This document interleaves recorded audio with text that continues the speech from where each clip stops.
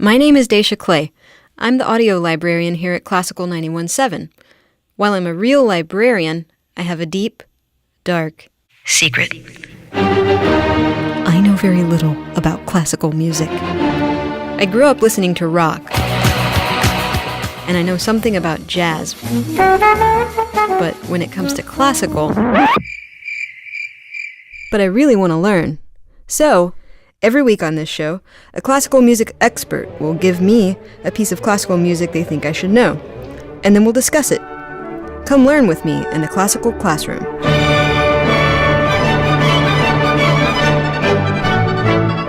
Hello everyone, and welcome to the Classical Classroom. I'm Dacia Clay, and today my instructor will be Wesley Horner, who's been a guest in the Classical Classroom once before.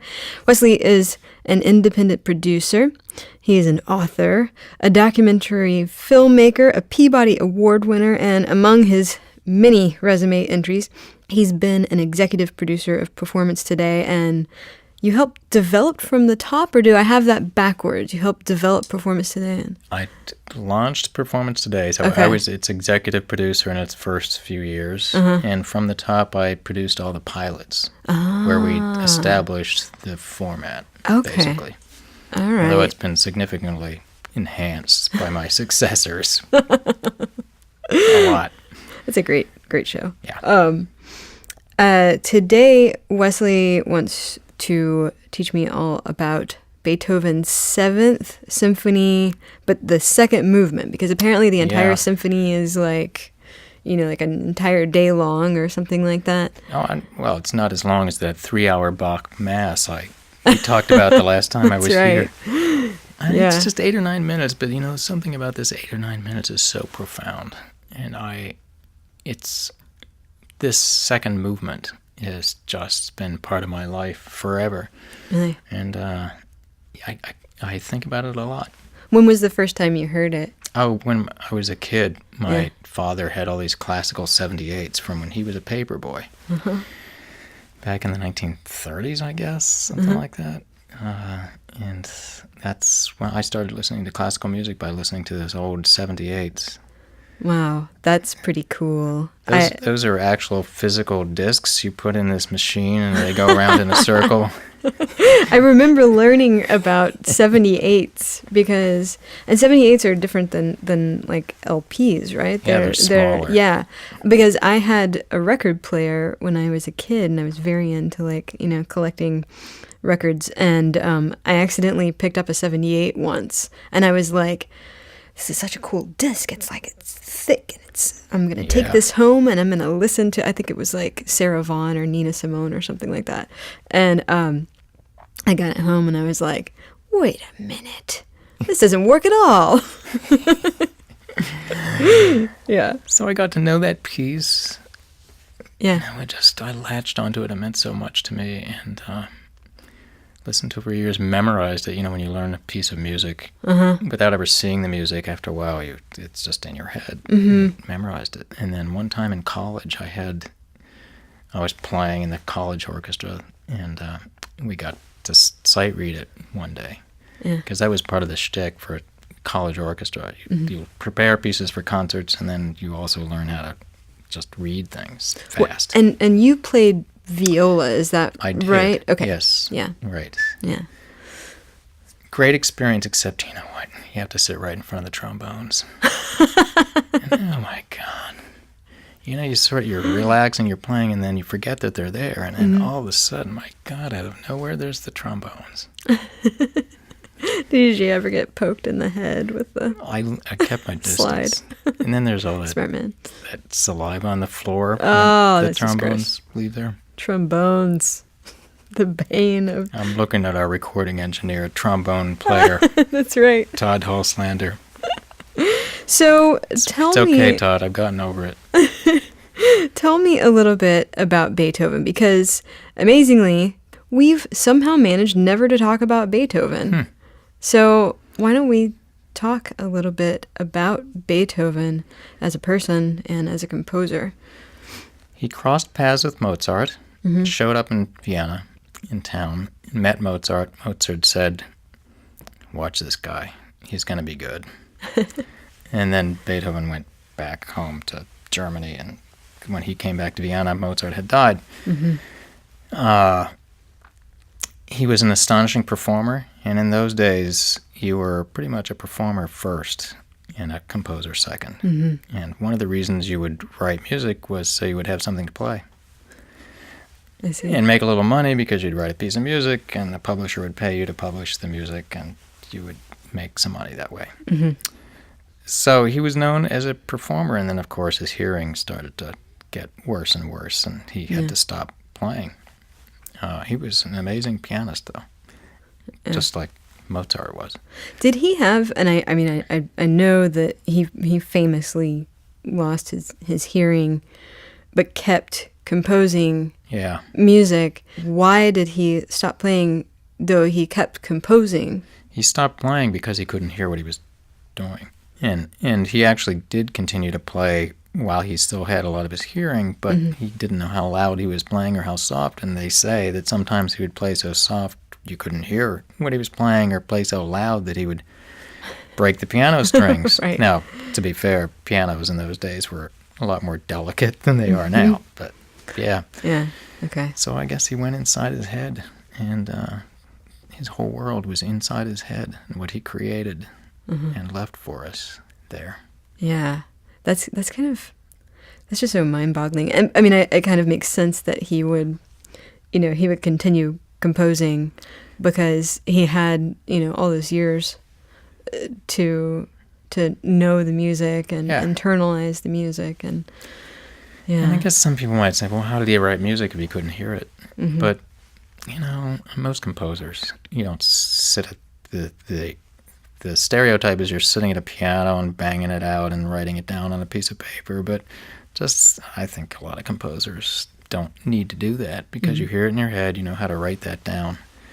Just like anybody's writing a letter, you're writing a letter, you don't need to say it out loud. You know that you put those marks on the paper and someone else can know what you mean by that. Yeah. God, but to be able to do that with music, like to just be so intimately familiar with where the notes fall and to be able to put that down on paper without even being able to really test out how it sounds on an instrument. I mean, that's incredible. Well, he knew how it would sound. Yeah. His experience and skill and everything else, his talent was so great by then that he knew if he put that little mark on the paper, it's going to sound that way. Let's talk a bit about the Seventh Symphony. Do you know whether or not Beethoven was deaf or losing his hearing when he made this? He was on his way. Okay. He wasn't losing his hearing significantly. When he wrote the Seventh. He wasn't completely deaf yet. Okay. Yeah. All right. And what is it that stands out to you about this? And we're going to have to hear it, I think. Yeah. But what to you, aside from just loving it personally?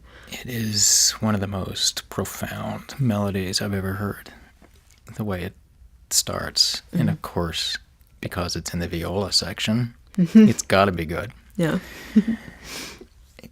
And the symphony starts with this, that melody just holds all this combination of sadness and melancholy and longing. And, if I could tell you in words how it feels, it wouldn't come close to how does it feel just listening to it. Yeah, it really sticks with you. I think it's going to be stuck in my head at least all day. Why don't we go ahead and hear a little bit? Yeah. Yeah.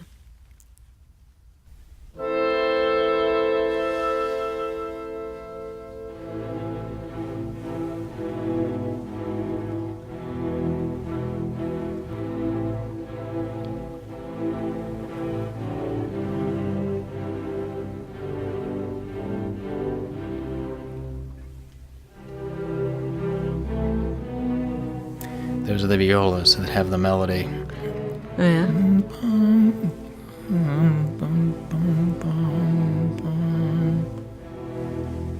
Now listen to what happens. A little quieter. This is like such an intimate conversation. Yeah. To You me- really have to lean in. Yeah.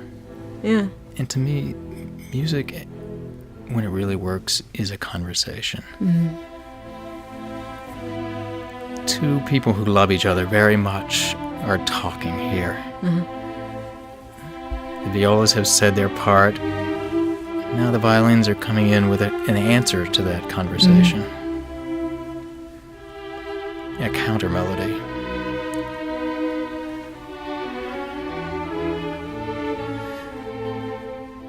It's like if I told you something and you said to me, "Yeah, I know what you mean. Here's how I feel about it." Yeah. These two groups talking back and forth to each other.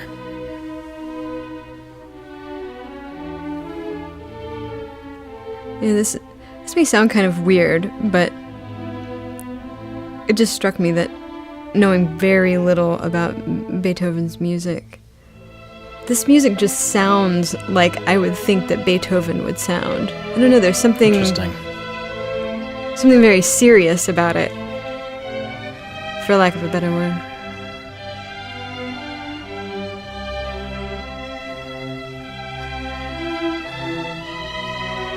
That melody is getting passed around from one group to another. Mm-hmm.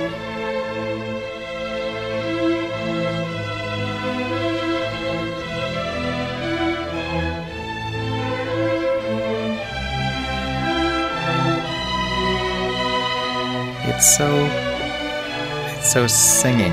Mm-hmm.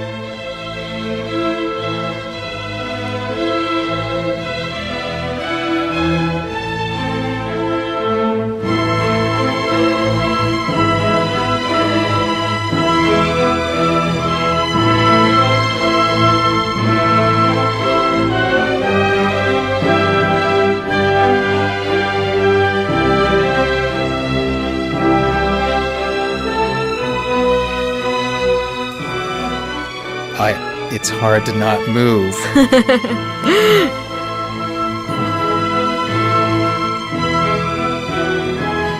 We've come so far from where we started, that quiet conversation. Yeah.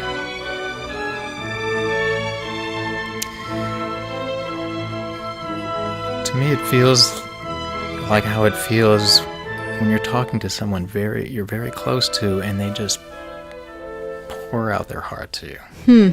That's how this melody feels. I like that. And here's the reassuring part of it. This is, honey, There. it's gonna be okay. I love you, and we're together, and this is good.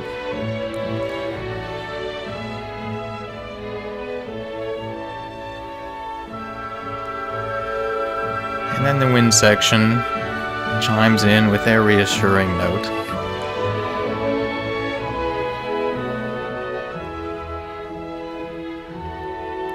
What do you call this section? Because it's almost like a bridge.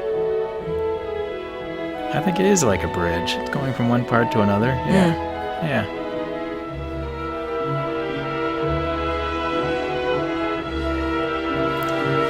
Maybe it's just my own experience of playing this, but this is one of those times when,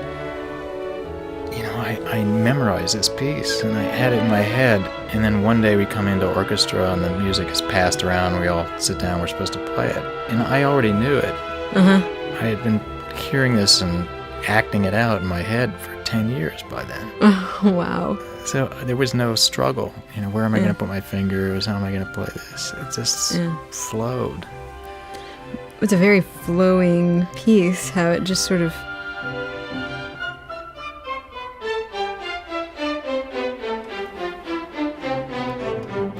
Yeah, now what is he going to do?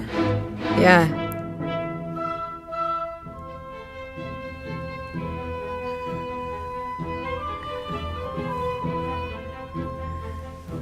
That melody just keeps coming back in different forms.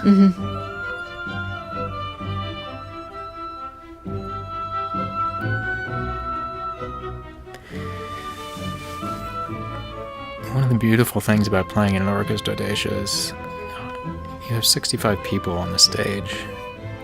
And when it really works, which I think is, to be honest, not all the time, You have 65 other people, other souls that you're breathing together with, truly connecting on some intangible emotional level. And I guess I had that experience playing this piece. It was one of those moments, one of those unforgettable moments when me and all my friends on that stage, we were truly breathing together. That's a really interesting description of it, because so many of the people in the orchestra are you're literally breathing rhythmically together. Yeah. You know? Yeah. That must create such a connected feeling amongst the players. It does. Yeah. Yeah. It's a sort of irreplaceable experience. I think that's when it's working. This is why people play. Yeah. To get that high. Yeah. So you know what he's doing now. He's piling them on top of each other. The melodies are getting faster and faster because people are starting to talk at once.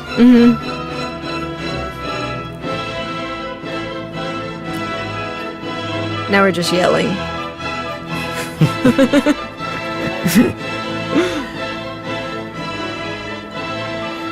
We are yelling, but it's still that melody. It's passionate yelling. Yeah, it's passionate. I heard that not so much as yelling as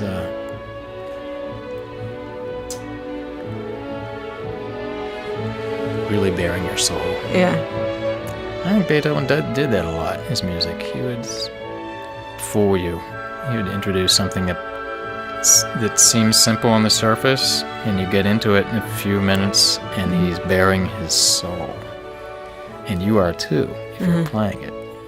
And if you're listening to it, you're in on that experience. Do you think that's what distinguishes Beethoven from other composers? People just, he's one of the Mount Rushmore figureheads of classical music. What is it that makes him that? It's so tempting to say that a deaf guy with such enormous talent had some key to opening the power of the universe that the rest of us don't. Maybe that's true. Maybe his deafness and his being forced to move into an inner world connected him in some profound way with some deeper levels of the human soul that otherwise might not have happened. So he had did he have no restraint on just putting it all out there? Possibly. That's kind of how I hear it. Yeah. And do you think that's what people hear in his music that has just sort of situated him at the top of the heap, is that sort of soul bearing? Yeah. People want that experience. Yeah. I do. Yeah. So that's the end of that.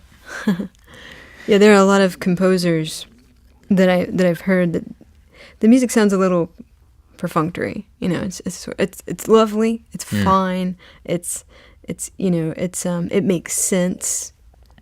There are a lot of patterns going on that are very interesting, but there's not that sort of depth, the emotional depth to it. And did you feel that? Oh, definitely, absolutely. It's very sort of gut-wrenching music. Like it's sort of gets into you while you're listening to it. Yeah, it's pretty definitely. haunting. Yes, haunting. Good word. Yeah. It's sure. Just. I mean, one other thought. To me, music really starts with singing, with the human voice. And if someone is writing like Beethoven did in this piece, of course, it's for an orchestra. It's all instrumental. I think it still has its roots deep down in the human voice communicating. Yeah. And I hear it. I hear that melody as what it might sound like if someone was singing to me in my ear. I mean, really close to me, like whispering to me. This is what it would feel like. And I've actually talked to some superstar musicians about that, and they think of music conductors, for example, as it's a form of singing, whether you're playing the violin or the piano, even, which is kind of seems counterintuitive because you're banging these little hammers out. But the object, if you're doing it really well, is to kind of replicate that feeling of it coming out of your body and through your throat and making a beautiful singing sound. And this melody fits so well into that paradigm of being a song, a human utterance. The way that you describe it as a story, conversation between two people, really, to me, connects to that idea of the voice in music. In this piece, it's so obvious because this one melody is introduced, dum dum dum dum dum, and then somebody else takes up that melody, and while they are, the reassuring counter melody comes in. Ba-dee-dum, ba-dee-dum. It's almost like they're patting you on the head or stroking your cheek. While you're bearing your soul. So there's these two melodies are happening simultaneously, and it really feels very clearly to me like a sung conversation between two people. I really appreciate you taking time out of your incredibly busy schedule to come on the Classical Classroom again. It was really nice to see you again. It's great to see you, and it's great to talk with you about music on this level. Yeah, I enjoy the hell out of it because I learned so much. But we're going to miss you when you go back to Cape Cod. It's been nice having you here. Thank you. Everybody, if you have a burning question about classical music that you'd like to hear addressed on Classical Classroom, send me an email at dclay@classical917.org. Or if you want to hear past episodes or explore resources related to our topics, go to classical917.org/classroom. Thanks for listening, and we'll catch you next time.